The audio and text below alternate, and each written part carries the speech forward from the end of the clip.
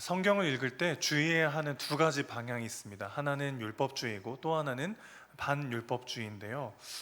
본문을 읽을 때 그 본문 안에서 그리스도가 빠진 채 그 본문을 읽으면 율법주의에 빠지기가 쉽습니다. 무언가를 하라, 하지 말라라는 결론으로 가게 되는데, 거기에 성공하면 자기의와 교만에 빠지게 되고 실패하면 죄책감과 절망에 빠지기가 쉽게 되는 거죠. 오늘 용서라고 하는 주제로 예수님께서 말씀하신 본문인데, 용서도 마찬가지입니다.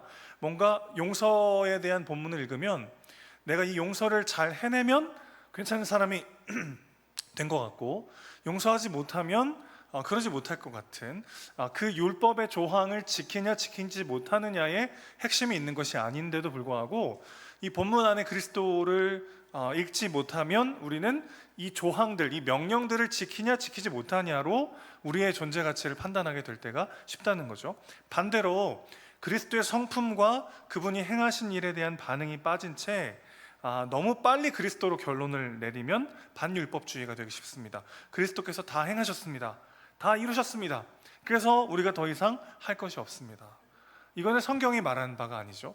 자, 오늘 용서라고 하는 주제 말고도요, 여러 가지 성경에서 말하는 여러 주제들이 다 그렇게 적용될 수 있을 텐데, 그리스도께서 행하셨고 우리에게 은혜를 주셔서 우리가 하나님의 자녀가 되었습니다. 이게 주는 자유가 있잖아요. 그렇죠? 자유. 이 자유가 우리의 죄성과 만날 때 너무나도 많은 순간 방종으로 빠지기가 쉽죠. 더 하나님 찾지 않고 말씀 붙잡지 않고 기도하지 않아도 마치 내 인생이 아무렇지도 않은 것 같은 착각에 빠질 때가 있습니다. 반대로 내가 기도하지 않았더니 요즘 이렇게 힘든 일이 있나? 그런 반대 방식의 율법주의에 또 빠질 수 있는 거죠. 그러니까 이 두 가지 함정에 빠지지 않으면서 균형을 잡는 것이 중요한데, 그래서 율법주의와 반율법주의는 복음을 우리로 하여금 누리지 못하게 하는 두 장애물이라고 할 수 있겠어요. 그럼 이 둘 중에 이제 딱 중심을 잡아야 되는데, 여기도 아니고 저기도 아니고 딱 중간이냐? 그렇지 않고 복음은 전혀 다른 새로운 제3의 길을 우리에게 제시하는 거죠. 오늘 용서에 대해서 주님께서 말씀하시는데 어떻게 복음적 용서라는 것이 가능한가 말씀을 통해 한번 살펴보려고 합니다. 오늘 본문 앞전에 나오는 이야기들을 보면 주님께서 제자들에게 이 용서에 대해서 가르치고 계셨다는 것을 알게 됩니다. 베드로가 이렇게 듣다 보니까 예수님이 용서에 대해서 지금 강조하고 계시는구나, 그렇게 지금 생각을 했던 것 같아요. 그래서 예수님의 가르침을 좀 오해하는데, 통상 우리가 결단했던 용서의 강도보다 더 세게 용서해야 되는구나, 아마 이렇게 해석했던 것 같아요. 용서에 대해서 당시 서기관들이나 바리새인들은 어떻게 가르쳤냐면 3번까지는 용서해줘야 된다, 이렇게 가르쳤습니다. 똑같은 사람이 똑같은 잘못을 나한테 했을 때 몇 번까지요?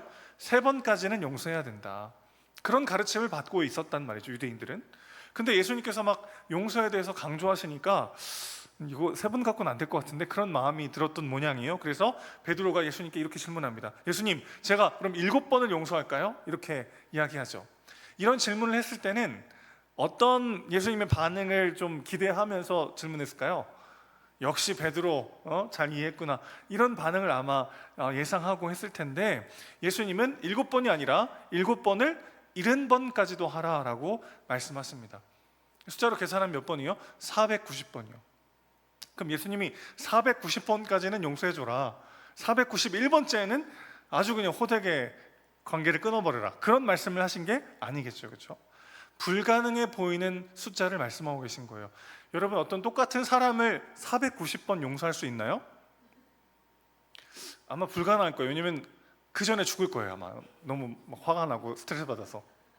똑같은 잘못을 누가 나한테 490번을 저지른다면 490번을 용서하기 전에 먼저 우리의 마음이 다 타버리지 않을까 싶어요. 그러니까 490번이라고 하는 숫자 자체를 보는 게 아니고, 우리가 하나님의 의와 그분의 뜻에 합당할 만큼 용서한다는 건 불가능하다는 것을 우리가 먼저 말씀하시고자 하는 거죠. 그럼에도 불구하고 또 한 가지 주목해야 되는 건 분명히 용서하라라고 주님께서 강조하신다는 것입니다. 오늘 마지막 절 35절 보시죠. 너희가 각각 마음으로부터 형제를 용서하지 아니하면 나의 하늘 아버지께서도 너희에게 이와 같이 하시리라. 그러니까 지금 이 두 가지를 다 말씀하시죠. 용서라고 하는 게 얼마나 불가능한가. 하나님이 원하시는 수준의 용서를 우리가 행한다는 건 사실 불가능하구나 라는 것을 말하시면서 동시에 그러나 여전히 용서하라 라고 명령하고 계신 것이죠. 그러니까 예수님은 이 두 가지를 다 말씀하시는 거예요. 용서는 불가능한 것이고 내가 할 수 없는 일이기 때문에 나와는 상관없는 그냥 이상적인 이야기가 아니라는 것입니다. 분명히 용서하라고 명확하게 명령하고 계시죠. 그렇지만 우리가 더 노력하고 더 막 의지를 내어서 용서하려고 애쓴다고 해서 할 수 있는 게 아니라 용서하기 위해서는 은혜가 필요하다는 것을 동시에 강조하고 계시는 거죠. 내 인격, 내 노력, 나의 어떠함으로 누군가를 사랑하고 용서할 수 없어요. 더 알아갈수록, 더 가까워질수록 사실 서로가 얼마나 다른가를 우리가 뼈저리게 더 직면하지 않습니까? 여러분, 대화하고 더 깊이 누군가를 알아갈수록 사실 이 사람이 나랑 정말 다르구나, 똑같은 말과 똑같은 사건도 전혀 다르게 해석하는구나, 그런 것들을 매번 우리는 경험하곤 하죠. 그래서 내 노력과 내 의지로 누군가를 사랑하고 용서할 수 있는 게 아니라 그렇게 이 말씀대로 살아가기 위해서는 뭐가 필요하다고요? 은혜가 필요하다는 것을 분명히 말씀하고 계시는 거죠. 자, 그러니까 우리는 이 양극단으로 치우치기가 쉽습니다. 용서라고 하는 게 나랑 별로 상관없는 것처럼, 용서하지 않아도 내가 예수님이 날 위해 죽으시고 보라셨기 때문에 난 괜찮다라고 한 번도 입 밖으로 꺼내어 말하진 않지만 용서하지 않고서도 편안하게 신앙생활을 하고 있는 우리의 모습 가운데 오늘 주님 말씀하시는 거예요. 용서하라. 용서하지 않으면 하늘 아버지께서도 너를 용서하지 않으실 것이다.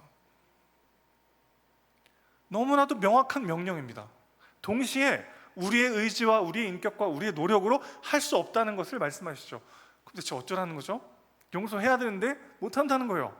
어떻게 해요? 그래서 뭐가 필요합니까? 은혜가 필요하다는 것을 우리에게 말씀하시는 거죠. 자, 이런 흐름 속에서 예수님이 하신 비유가 23절 이하에 나오는 용서할 줄 모르는 종 비유입니다. 자, 용서라고 하는 것에 분명하고 준엄한 명령과 그 용서를 제대로 실천하지 못하는 우리의 연약한 모습 사이를 메꾸는 건 하나님의 은혜인데, 그 은혜를 우리가 다시 한번 누리고 기억할 때에만 우리가 용서할 수 있다는 거죠. 자, 그 이야기를 하시려고 이 용서할 줄 모르는 종 비유를 하신 거예요. 1만 달란트라고 하는 어마어마한 돈을 빚진 종이 있었습니다. 주인에게 막 엎드려 간구하는 거예요. 죄송합니다, 제가 꼭 갚겠습니다. 간청하니까 주인이 불쌍히 여겨서 그의 빚을 탕감해 줍니다. 그런데 그것보다 훨씬 더 못한 100데나리온의 빚진 동료를 만났어요. 이 빚을 탕감받고 나오는 자리에 이렇게 오는데 나한테 100데나리온 빚진 사람을 만난 거예요.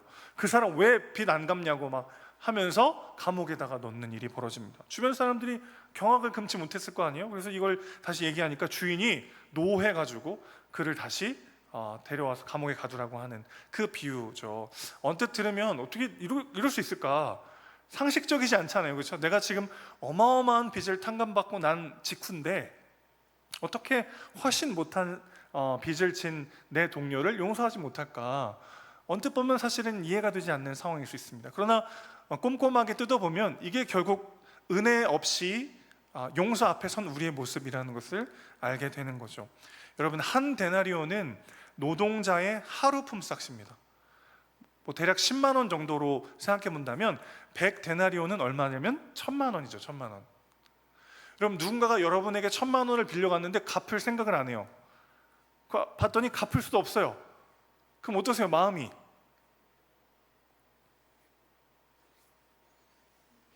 이렇게 가만히 계실 수는 없을걸요? 이렇게 막 잠잠히 아무렇지도 않은 척 그럴 수는 없잖아요. 1000만 원은 큰 돈이잖아요. 저한테만 큰 돈은 아니죠. 근데 그 1000만 원을 누군가가 빌려가서 안 갚으면 화가 나죠, 당연히. 여러분, 누군가가 우리에게 피해를 끼치고 손해를 입히고 악행을 저질렀을 때 그걸 쉽게 용서할 수 없는 이유는 그게 우리에게 큰 상처이기 때문이죠, 그렇죠? 하나님이 주신 은혜가 크다고 해서 이게 작아지는 건 아니에요. 맞습니까? 하나님의 은혜가 너무 크고 감사하고 그건 다 아는데 그건 그거고 내가 저 사람 때문에 받은 상처와 상실과 손해와 아픔이 엄청 크거든요. 이것도 크거든요. 그러니까 그걸 바라봤을 때는 사실 용서할 수가 없는 거죠. 자, 그런데 1달란트는 얼마냐? 10,000데나리온이에요. 10,000데나리온. 그럼 1만 달란트는 얼마일까요? 약 10조 원에 해당되는 돈입니다. 10조 원.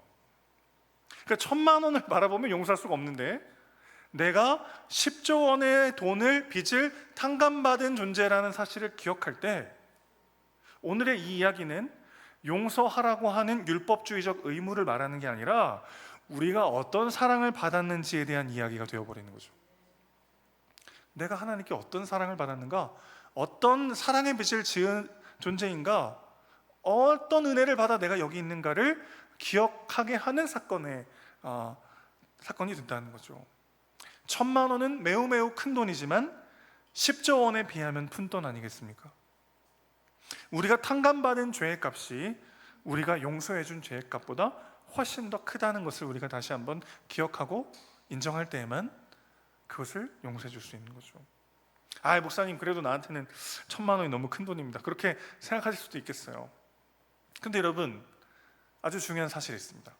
우리가 이 땅을 살면서 당한 손해와 상실은 우리를 향한 하나님의 사랑의 크기와 가치가 얼마나 큰지를 알게 해주는 너무 중요한 도구가 된다는 것입니다.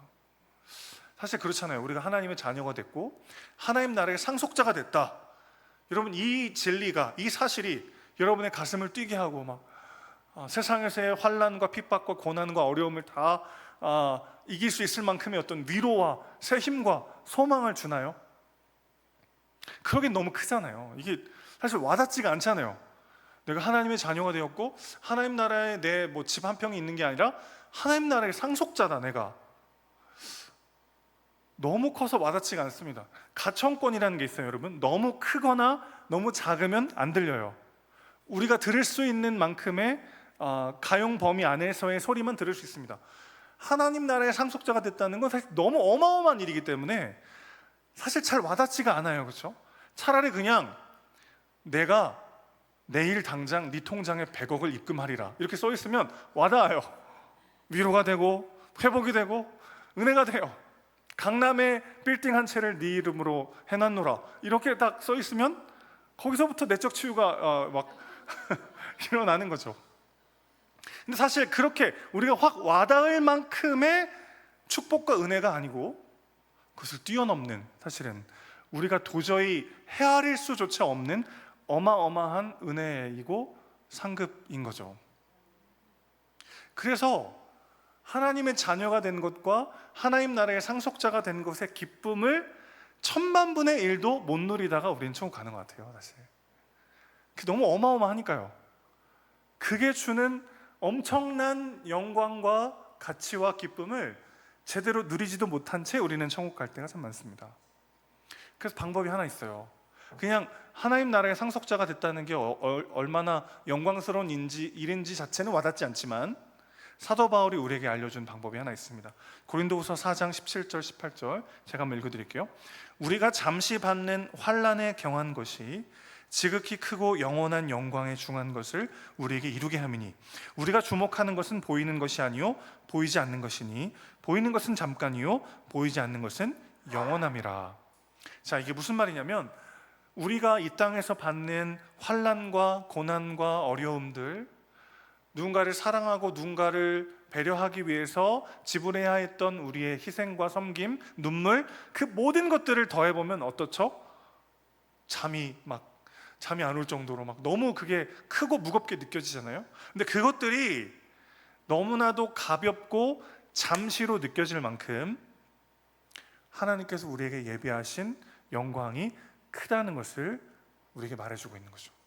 자, 이게 무슨 말인지 이해되십니까? 하나님 나라의 상속자가 되었다는 사실은 와닿지가 않아요. 너무 커서요. 너무나 영광스러웠어요.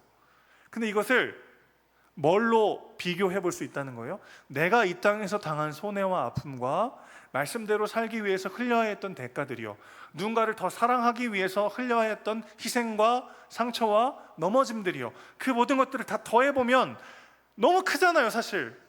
근데 그게 정말 보잘것없는 것이 되어버릴 만큼 그것에 비교하여 주님께서 우리에게 주시고자 하는 영광이 크다는 것을 우리가 반주할 수 있는 것이죠. 이 방법밖에 없는 것 같아요. 그러니 1,000만 원 빚진 사람을 볼 때마다 10조 원 탕감받을 뿐만 아니라 거기서 끝나는 게 아니라 10조 원으로 말할 수 없는 어마어마한 영광과 사랑과 은혜를 받아 누린 나의 신분이 기억나게 하는 사람이 되는 거죠. 그 사람은 그럴 때에만 비로소 은혜를 그에게 흘려보낼 수 있게 되더라는 것입니다. 우리가 당하는 고난과 어려움, 주를 위해 포기하고 손해본 것들, 그 모든 것들이 잠시 받는 가벼운 것으로 여겨질 만큼 하나님 나라에서의 영광과 유업이 너무나도 크다는 것을 우리 주님 말씀하고 계십니다. 1,000만 원은 우리에게 큰 돈이에요. 1,000만 원만 바라볼 때요. 그러나 그 1,000만 원을 통해 10조 원이 생각난다면, 아니 10조 원을 넘어서서 가치를 매길 수 없을 만큼 우리에게 영원한 것을 주시는 하나님의 은혜를 기억한다면 그 1,000만 원은 상처가 아니라 여러분의 사명이 될 것입니다. 지극히 크고 영원한 영광, 그 상급을 받을 자가 누리는 자유와 여유와 담대함으로 주어진 삶을 살아내는 저와 여러분 되시기를 주님의 이름으로 축원합니다. 그러기 위해선 그 헤아릴 수 없는, 와닿지 않는 그 엄청난 영광을 자꾸 상기시켜줄 영적 스파링 파트너가 필요해요. 우리가 보통 그 인간이라고 부르는 그 사람이요, 그 사람을 통해 하나님께서 내게 예비하신 영광이 얼마나 큰가를 우리는 늘 상기하는 거죠. 자, 그러고 보면 35절 말씀이 새롭게 들리기 시작하실 겁니다. 너희가 각각 마음으로부터 형제를 용서하지 아니하면 나의 하늘 아버지께서도 너희에게 이와 같이 하시리라. 우리가 용서하지 못할 때에도 아버지는 우리를 용서하시고 사랑하시고 자녀 삼으셨습니다. 우리가 용서할 때도 기쁨으로 우리를 사랑하시지만 우리가 용서하지 못했을 때도 아버지는 우리를 용서하시고 사랑하시고 우리를 아들이요 딸이라고 부르십니다. 그 이유가 무엇입니까? 그분의 유일한 아들이 모든 사람을 완전히 용서하고 하나님 앞에 철저히 순종했던 그분의 유일한 아들이 하나님 아버지에게 절대적 분노와 용서받지 못함의 자리로 나아가셨기 때문이죠. 그분이 지불하신 이 어마어마한 대가는 우리를 그저 죄 용서받은 전과자가 아니라 그리스도 예수의 자리로 인도하는 영원의 진리의 생명의 말씀이요 사건인 줄로 믿습니다. 하나님의 자녀요, 하나님 나라의 상속자로 부름받을 수 있는 유일한 근거는 그분이 우리를 위해 행하신 바로 그 일 때문인 것이죠. 그 은혜 안에 우리는 용서할 수 있습니다. 그 은혜 안에 우리는 내가 받은 것이 내가 잃은 것보다 항상 클 수밖에 없다라고 하는 이 놀라운 빚진 자로서의 부르심을 살아가게 될 줄로 믿습니다. 형제를 용서하라, 그를 사랑하라. 부담되는 말씀이지만 사실 그 말씀을 통해 우리는 내가 얼마나 큰 은혜와 사랑을 받았는지를 기억하며 누리게 될 것입니다. 그리고 그것을 가능하게 하신 그리스도 예수 안에서 우리가 얼마나 온전하고 완전한 하나님의 자녀로 완성되어 갈 것인가를 소망하며 오늘을 살아낼 수 있는 새 힘을 얻게 될 줄로 믿습니다. 그 은혜를 함께 누리는 저와 여러분 되시기를 주님의 이름으로 축원합니다.